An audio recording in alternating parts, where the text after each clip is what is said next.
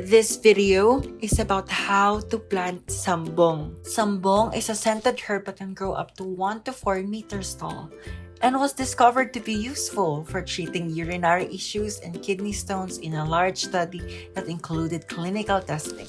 The 3 essential requirements in gardening: space for your containers, clean source of water, sunlight. Satisfy these basic requirements to encourage your plants to grow.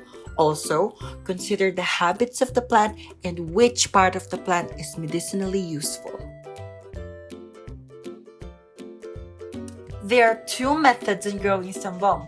Number 1, Sambong can be planted with seeds from its flowers. Number 2, Sambong can be propagated from transplanting the suckers or plantlets that grow from the mother's plant space of Sambong. Prepare your container, and the plant prefers well-drained, deep clay loam to sandy loam soil.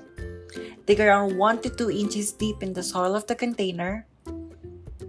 Put the seeds in the soil, cover it with soil, and water it daily for moisture.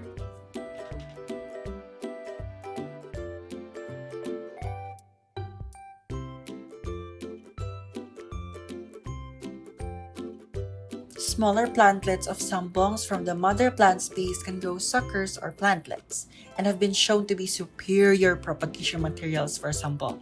Use smaller suckers with at least 3 parts expanded levers. The plantlets must not be dug up along with their roots. To prevent wilting, cut the plantlet's leaves in half before planting. After 3 to 5 months of transplanting, Sambong leaves can finally be harvested. Remember to only harvest healthy and ripe leaves, and do not use pesticides on your medicinal plants.